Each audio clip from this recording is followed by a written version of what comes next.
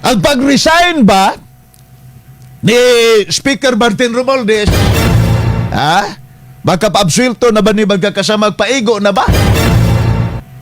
Sakto na ba na magkakasama nga ang accountability sa issue magkakasama sa trilyones ka pesos nga di ma-explicar kung hain na karong panahon na sa diha magkakasama siya mao'y nagpreparar, siya magkakasama mao'y nagpahilunas budget sa Kongreso gikan sa 2022, 2023, 2024 hangtod magkakasama karon kami luwat na lang magsas katong dana. Di ba na to siya magkakasama paninglan? Ay di, pwede na. Basta nakaingon magkakasama mo nga ani-resign naman. Okay lang, ay di, pwede. Dapat magkakasama, managot yun na siya. Dili paigo, magkakasama nga muluwat lang magsas katong dana niya. Libre ho na siya magkakasama. Sa iyang obligasyon kung asara kanto magkakasamang trilyones ka pesos nga gibobo dito sa buhatan sa Department of Public Works and Highways in the guys magkakasama sa flood control project sa administrasyon ni Presidente Bongbong Marcos Jr. nga daghan magkakasama sa mga proyekto way klaro unya magkakasama nabayran na sa gobyerno. Ang pinakasakit magkakasama kay napag yung mga proyekto nga nanay resibo huwag yung natukod magkakasama nga proyekto sa lugar kung diin dapat unta pabarugon ang proyekto nga gigastuhan magkakasama binilyon ka pesos pundo sa atong gobyerno. Doon ka rin sa straight to the point. Dapat magpakabanaan ta. Di ta musugot kamo mga naminaw karon. Musugot tayo mo.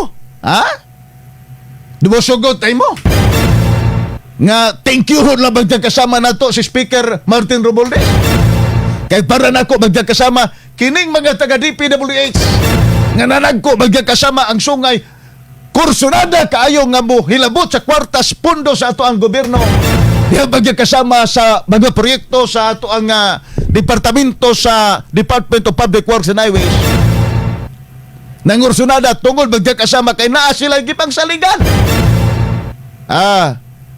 Gawas baga kontratistang bunguton. Naa sila magkakasama mga padrino. Nga ilang gisandigan nga mao magkakasama nagsugo nila. Kung saan sa pagbaniobra magkakasama nga kawatong ibulsa. Bahin-bahinon. Ang kwarta magkakasama pundo para sa mga proyekto pinaagi sa Departamento sa Public Works and Highways nga unta ka na magkakasamang mga proyektuha makatabang magkakasama sa nagpabiling suliran sa katauhan matag ulan magkakasama bundakan ta manglutaw ta lumikan magkakasama kay watay klaro nga flood control ang kininang projects sa ato magkakasamang panggagamhanan. Doon ka rin sa straight to the point. Dapat magkakasama hustisya yun. Ibalik magkakasama ang kwarta kung si kinsa man. Ang nabulsa na ini magkakasama unya ato bangon magkakasama ang kaso administratibo magkakasama ug na may kriminal nga liabilidad iduso magkakasama ngadto sa korte aron magkakasama hingpit nga ang ato ang pagbaton og hustisya sa pagkaukaw nila sa mga sampataw nining atong kwarta. Makaingon ta magkakasama na hala sige kabong mga opisyalis pod karon magkakasama sa atong gobyerno sundugan ninyo kay mao sa di inyong dangatan kung takog ipasabot magkakasama magsampol ta.